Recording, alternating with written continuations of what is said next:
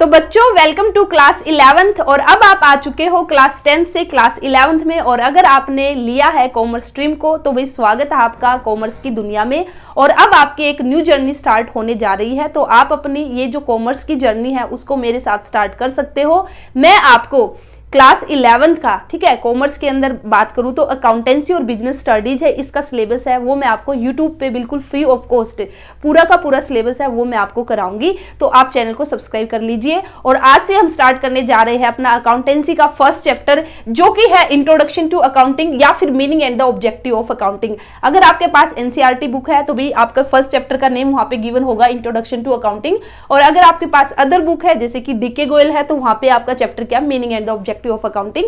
तो सिलेबस तो भी सेम है, ठीक है, बुक्स अलग अलग है बट आपका कंटेंट है, सिलेबस है जो भी चैप्टर के अंदर वो आपका सेम है। तो चलिए फिर आज की वीडियो स्टार्ट करते हैं। तो चैनल को सब्सक्राइब जरूर करना, वीडियो को लाइक करना अगर आपको वीडियो अच्छी लगे, और आपका कोई भी डाउट है, कैसा भी डाउट है तो कमेंट सेक्शन में आप पूछना। तो बात करेंगे अकाउंटिंग की। तो क्या भी आज से पहले या अब से पहले क्या, या क्लास 11 से पहले आपने अकाउंटिंग वर्ड है उसको सुना है, ठीक है, सुना है या फिर नहीं सुना है? हाँ, थोड़ा बहुत तो हमने सुना होगा। जैसे अकाउंट्स तो हमने सुना ही है, जैसे हमारा बैंक्स के अंदर अकाउंट्स है, मेरे पापा अकाउंट्स है, मम्मी का अकाउंट्स है। और अकाउंटिंग की अगर मैं बात करती हूँ, ठीक है, अकाउंट्स पे भी आएंगे, तो अकाउंटिंग अगर आपने नहीं सुना है तो भाई अब सुन लीजिए। अब मैं आपको बताऊंगी अकाउंटिंग क्या है। अब देखिए, अब मैं आप लोगों के साथ जो कन्वर्सेशन यहाँ पे चल रहा है, हम किसी के साथ जब भी बातचीत करते हैं, ठीक है, तो हम कोई ना कोई लैंग्वेज है उसका यूज करेंगे, या तो हम हिंदी लैंग्वेज का यूज करेंगे या फिर हम इंग्लिश लैंग्वेज का यूज करेंगे अगर मुझे किसी के साथ कोई बात करनी है, ठीक है, और इसी के साथ या फिर कोई अदर लैंग्वेज होगी। तो जिस तरह से हमें आपस में बातचीत करने के लिए, कन्वर्सेशन के लिए, कम्युनिकेशन करने के लिए हिंदी, इंग्लिश या अदर लैंग्वेज है, अगर जिस तरह से हम इन सब का यूज करते हैं, इन द सेम वे जो अकाउंटिंग है वो क्या है, बिजनेस की लैंग्वेज है।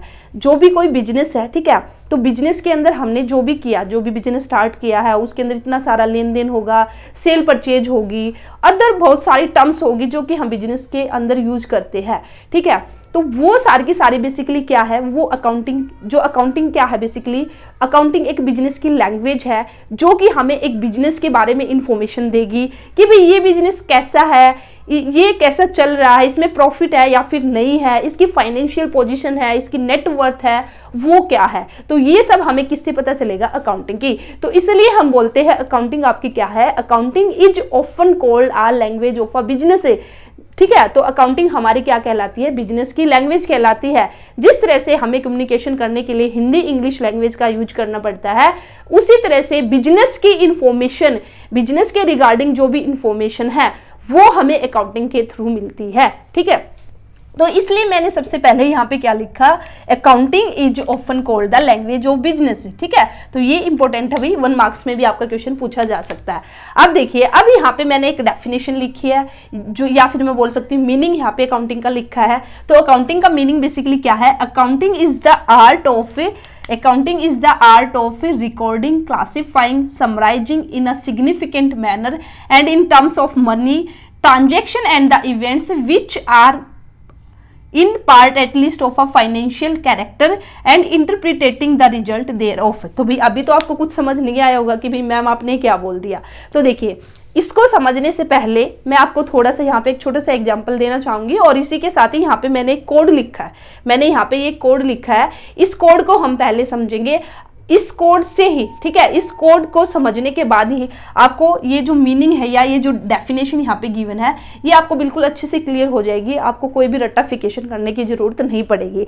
अब देखिए, मैंने कोई भी बिजनेस स्टार्ट किया, ठीक है, छोटे से एग्जांपल लूंगी, जैसे मैंने कोई कपड़े का बिजनेस स्टार्ट किया, भाई मेरा कपड़े का व्यापार है, तो भाई अब मैंने कपड़े का बिजनेस है तो भाई डेली बेस पे भी मैं जो कपड़ा है वो खरीद के भी लेके आऊंगी, परचेज भी करूंगी, इसी के साथ ही फिर सेल भी करूंगी। अच्छा, अब मैंने बिजनेस स्टार्ट किया तो ऐसे तो है नहीं कि भी हवा में बस बात कर दी और बिजनेस स्टार्ट हो गया, तो मुझे उसके लिए अलग से एक शॉप भी चाहिए, फिर उसके अंदर मुझे फर्नीचर भी चाहिए, क्यों, कस्टमर आएंगे, कस्टमर के बैठने के लिए, खुद के बैठने के लिए भी, ठीक है, और इसी के साथ ही भी लाइटिंग वगैरह भी चाहिए। तो इस तरह से जब भी हम कोई भी बिजनेस स्टार्ट करते हैं तो बहुत सारी यहाँ पे, जैसे हमें परचेज हम करेंगे, सेल हम करेंगे, या फिर जैसे मैंने आपको कहा कि फर्नीचर की रिक्वायरमेंट होगी, ये सब होगी, ठीक है।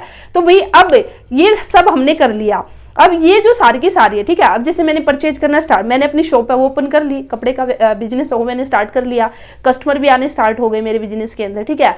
अभी डेली बेस पे हमारा कुछ ना कुछ लेन देन होगा, कुछ ना कुछ होगा, मतलब हम उसको, अगर मैं यहाँ पे बिजनेस या फिर अकाउंटिंग टर्म्स में बात करती हूँ तो हम उसको क्या बोलते हैं, ट्रांजैक्शन बोलते हैं। तो अब मैं वर्ड यूज करूंगी यहाँ पे ट्रांजैक्शन, ठीक है। तो ट्रांजैक्शन का मतलब क्या है कि भी कुछ भी होना इन द सेंस कुछ भी हमने बिजनेस के अंदर कुछ भी दिया है, लिया है, ठीक है, उसको हम क्या कहेंगे, ट्रांजैक्शन कहेंगे। कैसे, जैसे परचेज की है तो परचेज भी क्या है, एक ट्रांजैक्शन है। सेल किया वो भी क्या है, ट्रांजैक्शन। मैंने कुछ रॉ मटेरियल, ठीक है, कच्चा सामान, रॉ मटेरियल का मतलब क्या कि भी जिससे फिर हम अपना जो गुड्स है वो तैयार करेंगे, सामग्री है जो, अगर वो मैंने परचेज किया वो भी क्या है, ट्रांजैक्शन है। तो इस तरह से एक बिजनेस के अंदर बहुत सारी ट्रांजैक्शन होगी। अब जैसे कपड़े का ही बिजनेस स्टार्ट किया तो डेली बेस पे ट्रांजैक्शन होगी। अब आप ये बताइए मेरे को, जो डेली बेस पे ट्रांजैक्शन होगी, डेली बेस पे जो भी लेन देन होगा, आज मैं कपड़ा खरीद के लेके आई हूँ, फिर मेरा कपड़ा है मैंने बेच दिया है, फिर मैं फर्नीचर लेके आई हूँ, फिर मैंने लाइटिंग लगवाई है, भी ये तो मैंने एक छोटे लेवल पे बात किया। अगर मैं बात करती हूँ, जैसे अगर रिलायंस की हम बात करें, टाटा की हम बात करें, तो वहाँ पे आप देख सकते हो कि भी एक दिन में न्यूमरस ट्रांजैक्शन, पता नहीं कितनी, मतलब कि भाई लाखों में हम बोल सकते हैं, हजारों लाखों में जो ट्रांजैक्शन है वो होगी। क्या जो ह्यूमन बीइंग है उसके माइंड में इन ट्रांजैक्शन को याद रखना पॉसिबल है? क्या आप सारी की सारी ट्रांजैक्शन को ओरली याद रख सकते हो? नहीं ना। उसके लिए हमें क्या करना पड़ेगा कि भी जो भी ट्रांजैक्शन होगी उसको हम रिकॉर्ड करेंगे, ठीक है। तो भाई ये जो सारी की सारी अब जो प्रोसेस स्टार्ट होगी कि भी जो भी ट्रांजैक्शन है उसको रिकॉर्ड करना, फिर आगे फिर उसको हम अलग से उसको क्लासीफाई करेंगे, ठीक है, समराइज करेंगे। तो वो सारा का सारा क्या है, अकाउंटिंग है। जैसे कि मैंने स्टार्टिंग में लिखा, accounting is the art of recording. Accounting क्या है, रिकॉर्ड करने की एक आर्ट है, कला है, ठीक है। तो लेकिन ये जो डेफिनेशन है, इससे पहले आप एक बार इस कोड पे आ जाइए, ठीक है, तभी आपको ये अच्छे से क्लियर होगा। अब कोड क्या है, ये कोड आपको याद रखना भाई। अगर आपने इस कोड को कर लिया ना, IMRCSAC, इसी के साथ ही देखिए जैसे ये कोड कंप्लीट होगा ना, तो आपका जो कैरेक्टरिस्टिक्स है वो भी आपके हो जाएंगे, ठीक है, या फिर एट्रीब्यूट्स भी हम इसको बोल सकते हैं। और इसी के साथ ही भी जो प्रोसेस ऑफ अकाउंटिंग है ना, प्रोसेस ऑफ अकाउंटिंग है वो भी आपकी कंप्लीट हो जाएगी, जैसे ही मैं आपको ये कोड अच्छे से कराऊंगी। और इसी में आपका मीनिंग तो है ही भाई, मीनिंग तो अपने आप ही इसी में निकलेगा। तो देखिए इस कोड से आपके 3 यहाँ पे आपके टॉपिक कवर होंगे। इसी कोड में आपका मीनिंग है, इसी में आपका कैरेक्टरिस्टिक्स है, और यही आपकी क्या है, प्रोसेस ऑफ अकाउंटिंग है। तो इसको ध्यान से सुनना। तो चलिए फिर स्टार्ट करें। तो कोड आपका क्या है, आप मेरे साथ बोलिए, IMRCSAC, ठीक है। तो आप इसको कैसे याद रख सकते हो, याद रखने के लिए IM रेंचो, ठीक है, IM Rancho, RC means Rancho, शक, ठीक है। भी आपको कोई शक है क्या कि भाई मैं रेंचो हूं, आपको कोई शक है क्या? तो इस तरह से आप इसको याद रख सकते हो, IMRC means I am Rancho, शक SAC, ठीक है। तो उम्मीद करती हूँ भाई आपको लर्न हो चुका है मेरे साथ ही। तो अब देखिए जो फर्स्ट हमारा जो कोड में हमने जो फर्स्ट वर्ड यूज किया है आई, तो आई का मतलब क्या है, आई का मतलब है आइडेंटिफिकेशन ऑफ, ठीक है, of transaction and events, financial transaction and events, identification of financial transaction and events. तो जो फर्स्ट है आपका आई का मतलब मैंने क्या बताया। अब आपने एक बिजनेस स्टार्ट कर दिया भाई, आप जो अकाउंटिंग की दुनिया में आप आ चुके हो, अकाउंटिंग आपने स्टार्ट, अकाउंटेंसी आपने स्टार्ट कर दी है। तो देखिए तो अकाउंटिंग का मीनिंग क्या है, उसमें हमारा सबसे पहले क्या आएगा, identification of the financial transaction and the event से।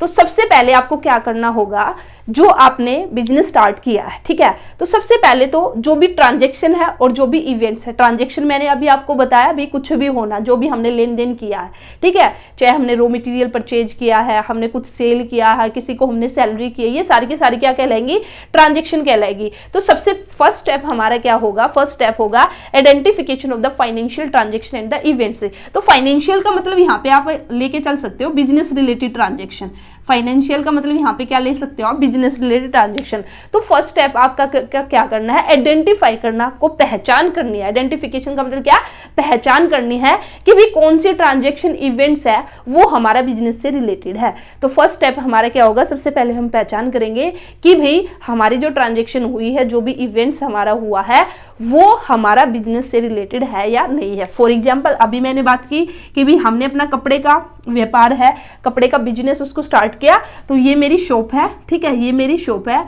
तो मैंने यहाँ पे इलेक्ट्रिसिटी बिल है इसकी पेमेंट की, इलेक्ट्रिसिटी जो बिल है इसकी क्या की, पेमेंट की। और इसी के साथ ही भी यहाँ पे मेरा घर है, ठीक है, जिसमें मैं रहती हूँ, ये मेरा हाउस है, इसका भी जो इलेक्ट्रिसिटी बिल है इसकी भी मैंने पेमेंट की। तो अब आप आइडेंटिफाई कीजिए कि भी कौन सी ट्रांजेक्शन हमारे बिजनेस से रिलेटेड है और कौन सी ट्रांजेक्शन हमारी नहीं है। तो भाई हमें पता है जो हमारी दुकान है, ठीक है, जो हमारी कपड़े की दुकान है, इसका जो हमने इलेक्ट्रिसिटी बिल दिया है ये हमारी कौन सी है, बिजनेस ट्रांजैक्शन है, ये हमारी कौन सी है, बिजनेस ट्रांजैक्शन है। तो फर्स्ट स्टेप हमारा क्या था, identification of the financial transaction and the events. Events का मतलब क्या है, देखिए ट्रांजैक्शन का मतलब भी कुछ भी आपके बिजनेस में जो भी हुआ है, ठीक है। इवेंट्स का मतलब क्या है कि भी जो कुछ भी हुआ है उससे जो अब रिजल्ट निकलेगा, ठीक है, जो कुछ भी हुआ, जो भी ट्रांजैक्शन हुई है, अब उसका रिजल्ट्स क्या निकला है, कैसे, जैसे मैंने परचेज किया, मैंने सेल किया। अब परचेज जैसे मैंने यहाँ पे 1 लाख का मैंने परचेज किया, सामान खरीदा, और उसके बाद अब मैंने 1,20,000 में सेल कर दिया, ठीक है। तो भाई अब इस चीज का क्या रिजल्ट निकला कि भाई 20,000 का मुझे प्रॉफिट हुआ। तो ये बेसिकली हमारा क्या है, इवेंट्स कहलाएगा। तो इवेंट्स का मतलब क्या है कि भाई जो अब हमारा रिजल्ट्स निकला है, ठीक है। तो फर्स्ट स्टेप हमारा क्या है, I means identification of financial transaction and events. तो अब हमें क्या करना है, जो फाइनेंशियल ट्रांजैक्शन है, तो फाइनेंशियल का मतलब यहाँ पे क्या है, जो बिजनेस रिलेटेड ट्रांजैक्शन इवेंट्स है, सबसे पहले फर्स्ट स्टेप होगा आपको उसको पहचानना होगा। अब आपने पहचान लिया, अब जैसे कि इलेक्ट्रिसिटी बिल की पेमेंट की हमने, 2 इलेक्ट्रिसिटी बिल की पेमेंट की, एक हमने अपने घर का बिल है वो दिया, एक हमने हमारी जो दुकान है उसके बिल की पेमेंट की। तो अब इन दो ट्रांजेक्शन हुई, इन 2 ट्रांजेक्शन में से हमने आइडेंटिफाई कर लिया कि भी जो शॉप थी हमारी, जो हमारी दुकान थी, उसके बिल की जो पेमेंट की है वो हमारा कौन सा है, बिजनेस ट्रांजैक्शन है। अब ठीक है भाई, उसके बाद अब आएंगे हम सेकंड स्टेप पे। सेकंड क्या है, एम का मतलब क्या है, measurement in the terms of money. अब भाई हमने ये तो पहचान कर ली है कि भाई ये हमारी बिजनेस से रिलेटेड ट्रांजैक्शन हुई है, लेकिन अब जो ट्रांजैक्शन हुई है भाई अब उसकी हम जो वैल्यू है उसको जो हम मेजर करेंगे, किस में करेंगे, इन the terms of money. In the terms of money in the sense कि भाई जो हमने इलेक्ट्रिसिटी बिल की जो पेमेंट की है वो हमने कितने रुपए की पेमेंट की है, तो हम वो यहाँ पे मेजर करेंगे, उस पेमेंट को मेजर करेंगे इन the terms of money. For example जो इलेक्ट्रिसिटी बिल की पेमेंट की है ना, मैं बोलती हूँ कि भाई 50,000 रुपये हमने जो हमारी दुकान है उसका जो इलेक्ट्रिसिटी बिल है उसकी पेमेंट की है। तो ये हमने सेकंड स्टेप क्या कर दिया, जो ट्रांजैक्शन हुई उसको हमने मेजर कर दिया इन the terms of money, money की टर्म्स में हमने उसको क्या कर दिया, मेजर कर दिया। सेकंड स्टेप हमारा होगा ये, ठीक है। देखिए मैं आप लोगों को इतना डिटेल में क्यों करा रही हूँ, क्लास 11th में आप आए हो, आपने कॉमर्स स्ट्रीम है, इससे पहले आपने भी अकाउंटेंसी या बिजनेस स्टडीज है इसको बिल्कुल भी नहीं किया, तो ये आपका बिल्कुल बेस है, ठीक है। और जो बेस है ना इसको स्ट्रॉन्ग करना बहुत जरूरी है। 11th आपकी अच्छी होगी, आपका बेस अगर स्ट्रॉन्ग होगा तो आगे जाके आपकी 12th भी स्ट्रॉन्ग होगी, और आगे जाके आपको फिर कॉलेज में एडमिशन लेना है, जो CUET आपका एग्जाम होगा। तो जो बच्चे अपने कॉन्सेप्ट है उनको क्लियर करके चलेंगे, अपने कॉन्सेप्ट है उनको स्ट्रॉन्ग करके चलेंगे, अपना बेस है उसको स्ट्रॉन्ग करके चलेंगे, वही बच्चे विदाउट एनी कोचिंग, ठीक है, और बिना किसी डाउट के, बिना किसी टेंशन के जो CUET आपका होगा ना उसको आराम से क्वालिफाई कर लेंगे। और CUET की बात नहीं है, फिर आगे फर्दर आगे जाके कॉलेज करने के बाद भी आपको क्या है, कॉम्पिटेटिव एग्जाम है उनकी तैयारी करनी होगी, कॉम्पिटेटिव एग्जाम आपको देने होंगे। तो उनमें है ना, मैं आपको बताऊं जो कॉम्पिटेटिव एग्जाम आपके होंगे ना उनमें यही 11th 12th यही से पूछे जाते हैं, ये बेस। तो इसलिए अपना बेस है उसको स्ट्रॉन्ग कीजिए। अगर नींव मजबूत होगी तो बिल्डिंग भी हमारी एक स्ट्रॉन्ग बिल्डिंग खड़ी होगी, और अगर नींव आपकी मजबूत नहीं है, अगर बेस स्ट्रॉन्ग नहीं है, तो भाई बिल्डिंग फिर आपकी हिलती डुलती रहेगी और गिरने के पूरे चांस रहेंगे। इसलिए टाइम है आप लोगों के पास, धीरे धीरे आराम से अपना बिल्कुल अच्छे से क्लियर करके चले। कोई भी डाउट है ना वो मत रहने देना अपने माइंड के अंदर, डाउट को साथ के साथ क्लियर करना है। अगर आपको फर्स्ट, जैसे मैंने आपको फर्स्ट स्टेप समझाया identification of the financial transaction, अगर आपको ये समझ में नहीं आया ना, तो जब तक आपका फर्स्ट स्टेप क्लियर ना हो ना, तब तक सेकंड स्टेप पे आपको बिल्कुल नहीं जाना है। अगर आपने एक बार डाउट के साथ आगे बढ़ना स्टार्ट कर दिया ना, तो भाई फिर तो पूछना ही मत है, आपके डाउट की इतनी बड़ी लिस्ट आपकी खड़ी हो जाएगी और फिर आपके डाउट कभी भी क्लियर नहीं होंगे। इसलिए डाउट के साथ कभी भी आगे नहीं बढ़ना, पहले अपने डाउट है उसको क्लियर कीजिए और उसके बाद ही आपको आगे बढ़ना है, ठीक है। और आपको कोई भी डाउट आए, आज मैं जो आपको टॉपिक कराऊंगी इसमें कहीं पे भी कोई भी छोटा सा भी अगर आपको कहीं पे भी डाउट है तो आप कमेंट सेक्शन में पूछना, मैं रिप्लाई करूंगी, ठीक है। तो देखिए 2 स्टेप हमने कर लिए। फर्स्ट स्टेप हमने क्या किया, मेरे साथ रिपीट कीजिए, identification of the financial transaction and the events. तो बिजनेस से रिलेटेड जो भी ट्रांजैक्शन है, जो भी इवेंट्स है, उसकी हमने पहचान की। अब पहचान तो कर ली, अब उस ट्रांजैक्शन को हम क्या करेंगे, मनी की टर्म्स में क्या करेंगे, मेजर करेंगे कि भाई उसकी वैल्यू कितनी है। तो इंडिया की बात करती हूँ तो भाई हमारी करेंसी है वो हम किस में वैल्यू करते हैं, रुपीज में, ठीक है। तो रुपीज में अब हम यहाँ पे क्या करेंगे, मेजर करेंगे। अब ये हमने कर लिया, अब आएगा हमारा नेक्स्ट स्टेप जो कि है आर, IMRC, 2 हमारे हो चुके हैं IM। अब हम करेंगे R, ठीक है। R का मतलब क्या है, R का मतलब है रिकॉर्डिंग, ठीक है। R का मतलब क्या है, रिकॉर्डिंग। अभी मैंने स्टार्टिंग में बात की थी, टाटा की बात की थी, रिलायंस की हमने बात की थी, वहाँ पे डेली हमारे पता नहीं कितनी सारी ट्रांजैक्शन होगी। तो क्या भाई इतनी सारी जो ट्रांजैक्शन हुई, इतने जो लेन देन हुए हैं, उन सभी को याद रखना पॉसिबल है नहीं ना। तो भाई हम फिर कैसे करेंगे, तो उसके लिए हमें उनको क्या करना होगा, रिकॉर्ड करना होगा। अब मैं रिकॉर्ड करूंगी, ठीक है। रिकॉर्ड का मतलब क्या है कि भाई जो भी हम, जैसे अब मैंने ये बिल की पेमेंट की है तो मैंने लिख दिया इलेक्ट्रिसिटी बिल पेड, ठीक है, कितने का, ₹50,000 का। तो भाई ये ऐसे जो मैंने लिख दिया ना, ये लिखना ही क्या कहलाएगा, रिकॉर्डिंग कहलाएगा। थोड़ा सा हम जब अकाउंटिंग टर्म्स में बात करेंगे तो थोड़ा सा और अच्छे से बताऊंगी। आपने थोड़ा बहुत तो सुन ही लिया होगा, डेबिट क्रेडिट है ये सब, वो सारा हम डिटेल में करेंगे, ठीक है। तो भाई इस तरह से लिखना ही हमारा क्या कहलाएगा, रिकॉर्डिंग। इट मीन्स अब मैंने क्या कर लिया, रिकॉर्ड कर लिया। अब आप ये बताओ मैं रिकॉर्ड कहाँ पे करूंगी, बताओ रिकॉर्ड, क्या मैं इस बोर्ड पे रिकॉर्ड करूंगी, ठीक है, या मैं दीवार पे रिकॉर्ड करूंगी, या फिर मैं जमीन पे रिकॉर्ड करूंगी, ठीक है, या फिर मैं अपने हाथ पे रिकॉर्ड करूंगी, नहीं ना। तो मैं कहाँ करूंगी भी, कोई ना कोई बुक होगी, ठीक है, कोई ना कोई भी नोटबुक होगी या रजिस्टर्ड होगा, ठीक है, उस रजिस्टर में मैं क्या करूंगी, रिकॉर्ड करूंगी। तो रिकॉर्डिंग बेसिकली क्या है कि भाई थर्ड स्टेप अब आपका क्या है, रिकॉर्डिंग। रिकॉर्डिंग का मतलब क्या है, जो भी ट्रांजैक्शन हुई है अब आप उसको जो बुक्स होगी उसमें रिकॉर्ड करोगे। और अगर मैं यहाँ पे बात करती हूँ तो भाई बिजनेस के अंदर, अकाउंटिंग के अंदर उस बुक का नाम रखा गया है जर्नल, ठीक है, उस बुक का नाम रखा गया जर्नल, कि भाई आप जो भी ट्रांजैक्शन हुई है उसको आप, एक बुक है जिसको का नाम रखा गया जर्नल, इस जर्नल में हम क्या करेंगे, रिकॉर्ड करेंगे, ठीक है। तो थर्ड स्टेप क्या है कि भाई जो भी ट्रांजैक्शन हुई उसको आपने, एक बुक है उसमें रिकॉर्ड किया और वह बुक आपकी क्या कहलाएगी, जर्नल कहलाएगी, ठीक है। अब आपने रिकॉर्डिंग कर ली, अब मैंने रिकॉर्डिंग कर ली कि भाई इलेक्ट्रिसिटी बिल है उसकी पेमेंट हमने की है और इस बुक में हमने दिखा दिया, ठीक है भाई। अब हम जो भी ट्रांजैक्शन होगी, अब हमने कुछ भी परचेज किया तो वो भी हम जर्नल के अंदर रिकॉर्ड करेंगे। अगर अब हमने सेल किया वो भी हम जर्नल के अंदर रिकॉर्ड करेंगे। हमने जो एम्प्लॉइज है, ठीक है, जो अब भी हमारा जो बिजनेस है उसमें भी वर्कर भी होंगे, एम्प्लॉइज भी होंगे, अब उनको भी सैलरी वेजेस देनी पड़ेगी, वो भी हम किस में रिकॉर्ड करेंगे, जर्नल में। तो थर्ड स्टेप क्या होगा कि जो भी फाइनेंशियल ट्रांजेक्शन है उसको अब हम क्या कर लेंगे, हमारी जो बुक्स है जो कि कहलाएगी जर्नल, उसमें हम उसको क्या करेंगे, रिकॉर्ड करेंगे, ठीक है। इसके ऊपर भी आपका पूरा चैप्टर है जर्नल के ऊपर, इसमें फिर सब्सिडरी बुक्स की भी बात होगी, लेकिन मैं अभी यहाँ पे इतना ज़्यादा डिटेल में नहीं जाऊँगी क्योंकि आप कंफ्यूज हो जाओगे। इसलिए अभी के लिए इतना ही कीजिए, जब हमारे चैप्टर आएगा ना जर्नल तब हम इसको और अच्छे से डिटेल में करेंगे। अब आपने रिकॉर्डिंग भी कर ली, नेक्स्ट स्टेप क्या है, सी का मतलब क्या है, क्लासीफाइंग, ठीक है। तो देखिए अब हमने क्या किया भाई, ये बात तो ठीक है, जो जर्नल है, जो बुक है, उसके अंदर हमने क्या है, रिकॉर्डिंग कर ली है। अब रिकॉर्डिंग करने के बाद अब हमारा नेक्स्ट स्टेप क्या होगा, क्लासीफाइंग करना। तो क्लासीफाई का मतलब क्या है, अब देखिए आपकी जैसे क्लास है स्कूल के अंदर, आपकी क्लास 11th है, क्लास 11th में मैं यहाँ पे क्लासीफाई करूँगी जो गर्ल्स एंड बॉयज़ है, कैसे, जो लड़कियाँ हैं लड़कियों को एक तरफ बिठा दिया मैंने, सारी लड़कियां एक साथ बिठा दी, लड़के सारे एक साथ बिठा दिए, तो इसको हम क्या कहेंगे, क्लासीफाइंग करना, ठीक है। इट मीन्स सेम नेचर की जो ट्रांजैक्शन है उसको वन प्लेस पे पुट करना, जो एक नेचर की ट्रांजैक्शन है, जैसे लड़कियां थी, सारी लड़कियों को एक साइड बिठा दिया, जो बॉयज़ थे बॉयज़ को एक साइड बिठा दिया, ये मैंने क्या कर दिया, क्लासीफाई। तो बिजनेस के अंदर हम कैसे करेंगे, यहाँ पे बेसिकली जैसे अब हमने जो भी परचेज की है, तो परचेज से रिलेटेड, ठीक है, जितनी भी हमने परचेज की है उसको हम यहाँ पे परचेज अलग से एक अकाउंट हम ओपन कर लेंगे जिसको कि हम कहेंगे परचेज अकाउंट, उसमें सारे के सारे परचेज से रिलेटेड ट्रांजेक्शन दिखा देंगे। ऐसे ही जो भी हमने सेल की है, सेल से रिलेटेड सारी ट्रांजेक्शन कहाँ पे चली जाएगी, सेल्स अकाउंट में चली जाएगी।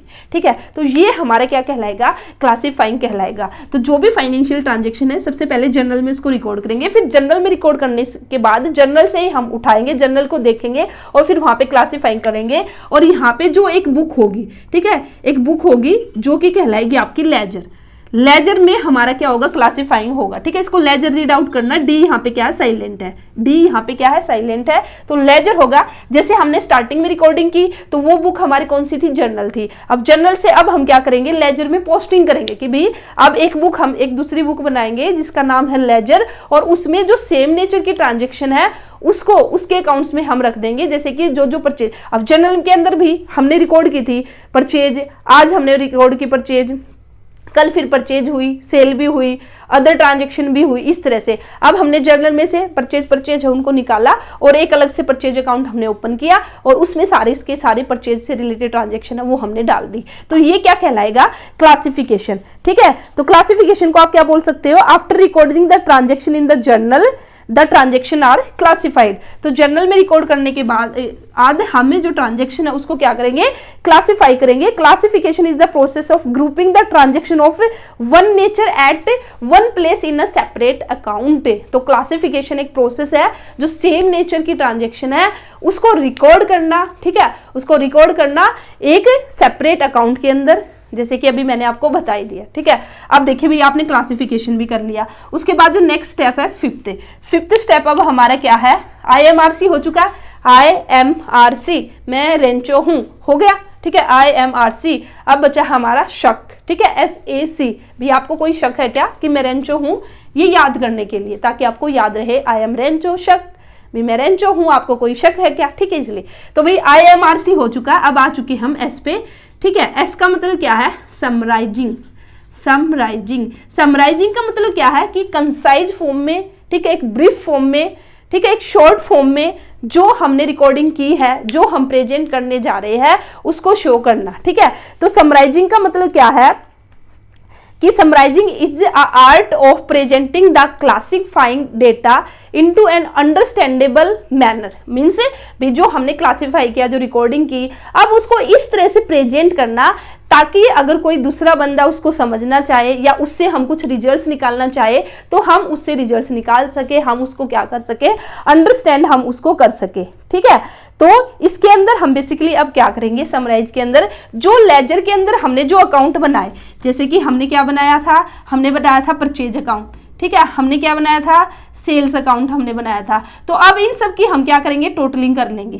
ठीक है, कि भी अब हम चेक कर लेंगे कितना हमारा परचेज हुआ, टोटल कितना हमारा सेल हुआ। ये सब करने के बाद तो हम समराइजिंग में बेसिकली क्या करेंगे, हम यहाँ पे एक ट्रायल बैलेंस है वो हम प्रिपेयर करते हैं। ठीक है, और ट्रायल बैलेंस में हम बिल्कुल एक समरी फॉर्म में, ठीक है, बिल्कुल कंसाइज फॉर्म में हम यहाँ पे दिखाएंगे कि हाँ भाई परचेज हुई है हमारी इतनी पूरे साल के अंदर, हम दिखा देंगे। सेल हुई है हमारी इतनी पूरे साल के अंदर, हम दिखा देंगे। वेजेज हमने दी है इतनी, हम पूरे साल के अंदर दिखा देंगे। ठीक है, तो ये हम बेसिकली समराइजिंग का मतलब क्या है, इसके अंदर हम क्या करेंगे, जो हमारी ट्रांजेक्शन हुई है उसको हम एक छोटे फॉर्म में, ताकि जो यूजर्स है, ठीक है, जो यूजर्स का यहाँ पे जो मैंने यूज किया, यूजर्स का मतलब क्या है भी, जो उसको देखेंगे, जो जिनको बेनिफिट होगा। ठीक है, जैसे हम रिलायंस से, जो रिलायंस है या फिर टाटा है, जब हम इनकी जो बुक्स ऑफ अकाउंट्स जब हम उठाएंगे तो ऐसे तो हमें कुछ समझ नहीं आएगा अगर कोई हमें जर्नल हमारे हाथ में थमवा दे कि भाई ये जर्नल है। तो भाई जर्नल में तो जैसे सारी की सारी ट्रांजेक्शन है वो डेट वाइज आपकी, ठीक है, एक दिन के अंदर जो भी ट्रांजेक्शन हुई है तो डेट वाइज आपकी मिलेगी। तो वहां से आप एक मीनिंगफुल, वहां से आप रिजल्ट्स नहीं निकाल सकते। अच्छा, अब आपको ये पता करना कि भी परचेज है, परचेज कितनी हुई है, और आपके सामने जर्नल रख दिया तो आप ऐसे पेज पलटते रह जाओगे। हाँ भाई ये 1 जनवरी को परचेज हुई है इतनी, फिर 2 जनवरी को ये इतनी, फिर अलग से अगला पेज पलटो, 3 को इतनी हुई है, 4 को नहीं हुई, फिर 5 को हुई है, और अब ऐसे करके पूरे साल तक। ठीक है, आपको भी कंफ्यूज हो जाओगे। तो उसके लिए हम कहाँ पे जाएंगे, हम जाएंगे लेजर के अंदर। अब वहां से हम लेजर अकाउंट उठाएंगे और भी वहां पे हमें अलग से परचेज का अकाउंट दिखेगा और उसमें हमें पता चल जाएगा कि भी टोटल इतनी परचेज हुई है। बट उससे भी शॉर्ट फॉर्म में अगर मैं क्या उठा लूं, ट्रायल बैलेंस से, तो ट्रायल बैलेंस में ना हम सारी चीज लिख के दिखाते कि भी परचेज इतनी है, सेल इतनी है, वेजेज हमने इतनी दी है, सैलरी हमने इतनी दी है, ठीक है। तो वहां से हमारा अंडरस्टैंड करना और इजी हो जाएगा। तो समराइजिंग का मतलब मैंने अभी आपको क्या बताया कि ये एक आर्ट है presenting the classified data in a manner which is understandable and useful to the management and other users of such data, ठीक है। और इसके अंदर जैसे कि मैंने आपको बताया हम ट्रायल बैलेंस बनाएंगे और इसी के साथ ही यहाँ पे हम एक ट्रेडिंग एंड P&L अकाउंट बनाएंगे, ये हम आगे पढ़ेंगे। ट्रेडिंग अकाउंट से हमें क्या पता चलेगा कि भाई हमें कितना ग्रोस प्रॉफिट हुआ है, और वहीं पे P&L अकाउंट से हमें पता चलेगा कि भाई हमें कितना नेट प्रॉफिट हुआ है या फिर नेट लॉस हुआ है। और इसी के साथ ही समराइजिंग में हम क्या करेंगे, बैलेंस शीट हम बनाएंगे और बैलेंस शीट से हमें हमारी फाइनेंशियल पोजीशन एक बिजनेस की कैसी है ये पता चलेगा। फाइनेंशियल पोजीशन का मतलब अभी के लिए आप मान लीजिए कि उसकी नेट वर्थ कितनी, उसके पास पूंजी कितनी है, तो ये सब हमें कहाँ से पता चलेगा, समराइजिंग से, ठीक है। तो देखिए भाई आपने क्या किया, मैं एक बार फिर से रिपीट करती हूँ। अकाउंटिंग हमने क्या किया था कि भी अकाउंटिंग क्या है, आर्ट ऑफ रिकॉर्डिंग। तो अकाउंटिंग में हम क्या करेंगे, सबसे पहले हमारा जो फर्स्ट स्टेप क्या होगा, फाइनेंशियल ट्रांजैक्शन एंड इवेंट्स है उसको आइडेंटिफाई करेंगे। मींस जो बिजनेस से रिलेटेड ट्रांजैक्शन इवेंट है उसका आइडेंटिफिकेशन कर लिया, उसके बाद उसको इन द टर्म्स ऑफ मनी हमने मेजर कर लिया। उसके बाद फिर हमने जर्नल जो हमारी बुक उसमें रिकॉर्ड कर लिया, जर्नल से फिर हमने लेजर में पोस्टिंग कर ली कि भी अलग अलग अकाउंट्स बना लिए, और अब हमने एक समराइजिंग फॉर्म में भी हमने अपना जो डेटा है उसको प्रेजेंट कर दिया, ट्रायल बैलेंस से, ट्रेडिंग एंड P&L अकाउंट और बैलेंस शीट बना के। अब ये सब हो चुका भाई, ठीक है। आपने अब अपना P&L अकाउंट भी बना लिया है, सब आपका तैयार है। तो नेक्स्ट स्टेप अब आपका क्या होगा, जो कि आपका 6th A, ठीक है। 6th A का मतलब अब क्या आएगा, यहाँ पे लिख देती हूँ मैं, एनालिसिस एंड इंटरप्रिटेशन। अब इसका मतलब क्या है भाई, ठीक है आपने ट्रायल बैलेंस बना लिया, आपने ट्रेडिंग P&L अकाउंट बना लिया, बैलेंस शीट बना लिया, अब उसका आप एनालिसिस भी तो करोगे ना। एनालिसिस करने का मतलब क्या कि भी आप देखोगे कि भी क्या यहाँ पे निकल के आ रहा है, भी प्रॉफिट हो रहा है या फिर नहीं हो रहा, लॉस हो रहा, हमें हमारी फाइनेंशियल पोजीशन क्या है। तो ये बेसिकली क्या कहलाएगा, एनालिसिस करना। अब आप जो ट्रायल बैलेंस है, ट्रेडिंग है, इसको उठाओगे, इसका एनालिसिस करोगे, और एनालिसिस करने के बाद इंटरप्रिटेट करना, अब रिजल्ट निकालना, ठीक है, कि भी अब फाइनली क्या रिजल्ट निकला, ठीक है। एनालिसिस करके आपने इंटरप्रिटेट किया कि भाई आपका क्या रिजल्ट्स निकला, कि भाई हमें प्रॉफिट हुआ है या फिर नहीं हुआ, आप ये रिजल्ट निकालोगे। हमारी फाइनेंशियल पोजीशन है वो स्ट्रॉन्ग है या फिर नहीं है, तो ये होगा हमारा नेक्स्ट स्टेप। अब आपने भी एनालिसिस भी कर लिया। अब एनालिसिस करने के बाद लास्ट में जो होगा आपका 7th स्टेप है सी का मतलब क्या होगा, कम्युनिकेटिंग, ठीक है भाई। आपने एनालिसिस भी कर लिया, आपने रिजल्ट्स निकाल लिया, अब फाइनली आप क्या करोगे, अब इस रिजल्ट्स को कम्युनिकेट भी तो करोगे ना, इसको बताओगे ना, किसको बताओगे, जो यूजर्स है, ठीक है। यूजर्स हमारे कौन होंगे, अभी जैसे यूजर्स का मतलब क्या है, जो भी इंटरेस्टेड है, जो हमारा जो बिजनेस है उसमें, या फिर इसको डिटेल में करेंगे आगे हम। यूजर्स का बेसिकली 2 तरह के यूजर्स होते हैं, हमारे इंटरनल यूजर्स और एक्सटर्नल यूजर्स। इंटरनल यूजर्स हमारे कैसे, अब जो ओनर है भाई, ओनर है वो भी तो ये देखना चाहेगा ना कि भाई उसकी फाइनेंशियल पोजीशन कैसी है, उसको प्रॉफिट या लॉस कैसे हुआ, तो भाई उसको कम्युनिकेट करना।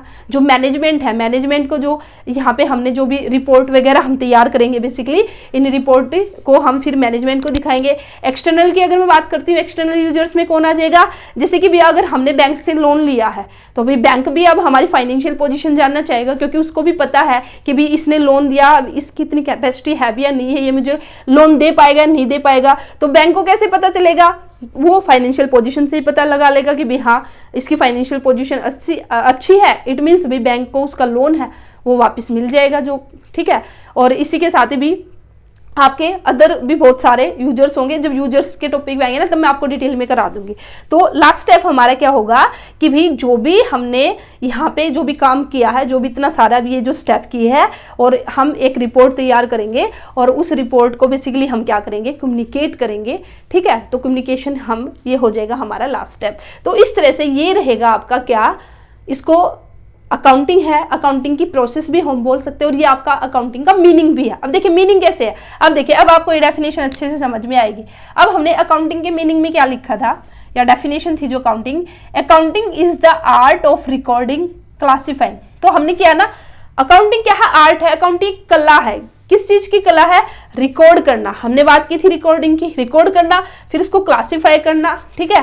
क्लासिफाई करने के बाद एंड समराइजिंग, और उसको क्या करना भाई, समराइज करना in a significant manner and in the terms of money, किसकी टर्म्स में? In the terms of money. जो हमने यहाँ पे बात की ना, measurement in the terms of money, तो in the terms of money हम क्या करेंगे, जो भी फाइनेंशियल ट्रांजेक्शन है, जो भी ट्रांजेक्शनल इवेंट्स है, उसको हम क्या करेंगे, रिकॉर्ड करेंगे, क्लासीफाई करेंगे और समराइज करेंगे, which are in part at least of a financial character. Financial character का मतलब क्या है? बेसिकली वो आपके बिजनेस से रिलेटेड है, जो हमने बात की थी ना, identification of the financial transaction, उसको हम बोलेंगे, and interpreting the result thereof, और उससे अब जो भी रिजल्ट निकला है उसको हम क्या करेंगे, इंटरप्रिटेट करेंगे। ठीक है, तो ये हमारा क्या कहलाएगा, अकाउंटिंग। तो अब देखिए, आपने जो ये कोड लर्न किया है, इस कोड से आपको मीनिंग भी आ गया अच्छे से समझ में, और यही आपके बेसिकली क्या कैरेक्टरिस्टिक्स है। अगर आपसे पूछ लिया अकाउंटिंग के कैरेक्टरिस्टिक्स है, तो यही आपको डालने हैं, हेडिंग डाल के कैरेक्टरिस्टिक्स ऑफ अकाउंटिंग। तो स्टार्टिंग आपका यही होगा, identification of the financial transaction, उसके बाद फिर ये आपका रिकॉर्डिंग है, क्लासिफाइंग है। ठीक है, और अगर आपसे प्रोसेस पूछ लिया जाएगा अकाउंटिंग की, तो यही आपकी प्रोसेस कहलाएगी कि भी फर्स्ट स्टेप हमारा आइडेंटिफिकेशन, सेकंड मेजरमेंट है, और थर्ड हमारे रिकॉर्डिंग है, फोर्थ हमारा क्लासिफाइंग है, फिफ्थ हमारा समराइजिंग है, और सिक्स्थ हमारा एनालिसिस करना, और लास्ट में उसको कम्युनिकेट कर देना। तो मैंने आपको स्टार्टिंग में कहा था, अगर आपने ये कोड कर लिया ना, तो ये मान के चलिए आपका चैप्टर है ना कंप्लीट हो चुका है। अब इसके अंदर आपके जो भी ऑब्जेक्टिव है, जो भी लिमिटेशन है, जो भी एडवांटेज है, डिसएडवांटेज है, वो सारे इसी में से निकल के आएंगे। ठीक है, किस तरह से इसी में से निकलेंगे वो मैं आपको नेक्स्ट वीडियो में बताऊंगी। एक बात और आपको बता दूं, आप कोई भी चैप्टर करते हो, अगर आपने उसका मीनिंग अच्छे से कर लिया ना, तो भाई आप ये मान के चलिए आपने आधा चैप्टर है ना उसको कंप्लीट कर लिया है, हाफ चैप्टर आपका कंप्लीट हो चुका, क्योंकि मीनिंग से कैरेक्टरिस्टिक्स निकलते हैं, मीनिंग से जो मेरिट्स है वो निकलती है, मीनिंग से ही क्या निकलती है, डीमेरिट्स। ठीक है, तो इसलिए आप जब भी कोई भी चैप्टर करो तो उसको अच्छे से समझ के कीजिए, उसका मीनिंग है ना उसको अच्छे से समझिए कि भी इसका मतलब क्या है, और उसके बाद तो फिर हाफ चैप्टर आपका हो जाएगा। तो ये था आज की वीडियो में, हमने थोड़ा सा डिस्कस किया इंट्रोडक्शन ऑफ अकाउंटिंग का, कि भी अकाउंटिंग क्या है। उम्मीद करती हूँ कि भी आपको समझ में भी आया होगा। समझ में आया है तो वीडियो को लाइक जरूर करना, और किसी बच्चे को कहीं पे भी थोड़ा सा भी छोटा सा भी डाउट है, अपने डाउट को लेकर कभी भी हेजिटेट मत करना पूछने में। ठीक है, कि भी दूसरे क्या सोचेंगे, क्लास के अंदर भी, इवन क्लास के अंदर भी अगर आपको कुछ समझ ना आए स्कूल में, तो टीचर से आप पूछिए, ये मत सोचिए कि भी बच्चे मेरे बारे में क्या सोचेंगे। ठीक है, और बच्चे ये सोचेंगे क्या कि भी अरे इसको तो ये छोटा सा भी नहीं पता, और मैं आपको बताऊं ना, वो खुद बच्चों और जो अदर बच्चे हैं ना उनको भी नहीं पता। तो इसलिए आपका छोटा डाउट है, बड़ा डाउट है, कैसा भी डाउट है, एक बार माइंड में अगर डाउट आया ना, अगर आप स्कूल के अंदर है तो अपने टीचर से पूछिए, और अगर टीचर से आपको एक सेटिस्फैक्ट्री आंसर नहीं मिलता है तो भी फिर आप मेरे से पूछ सकते हो कमेंट सेक्शन में। ठीक है, तो और अब जैसा जितना मैंने आपको कराया, यहाँ पे भी आपको कोई भी डाउट है तो कमेंट सेक्शन में जरूर आपको पूछना है, मैं रिप्लाई करूंगी। और वीडियो को लाइक करना है, और इसी तरह से आप अपनी क्लास 11th की जर्नी है मेरे साथ स्टार्ट कीजिए, और हम अपना क्लास 11th का अकाउंट्स का भी और बिजनेस स्टडीज का भी सिलेबस इसी तरह से धीरे धीरे बिल्कुल कॉन्सेप्चुअल, ठीक है, एक कॉन्सेप्ट क्लैरिटी के साथ, ऐसे नहीं है कि भी ऊपर से हमने रटिफिकेशन कर लिया या फिर बस पास होने के लिए क्लास 11th है, ठीक है, बोर्ड की तो है नहीं, लास्ट में पढ़ लेंगे, ऊपर से कर लेंगे तो भी पास हो जाएंगे। देखिए पास तो हो जाओगे, बट आगे जाके आपको बहुत प्रॉब्लम फेस करनी पड़ेगी, क्लास 12th में भी आपको फेस करनी पड़ेगी। अगर आपने अच्छे से क्लास 11th को नहीं किया, फिर आगे CUET की तैयारी करोगे तब आपको दिक्कत आएगी, और फिर आगे भी जो भी कॉम्पिटेटिव एग्जाम होगा। तो इसलिए मैंने स्टार्टिंग में कहा था क्लास 11th आपका बेस है, ठीक है, आपकी नींव है, अपनी नींव को स्ट्रॉन्ग कीजिए, तभी एक स्ट्रॉन्ग बिल्डिंग है वो खड़ी होगी। ठीक है, तो चलिए फिर मिलते हैं नेक्स्ट वीडियो में। All the best, thank you.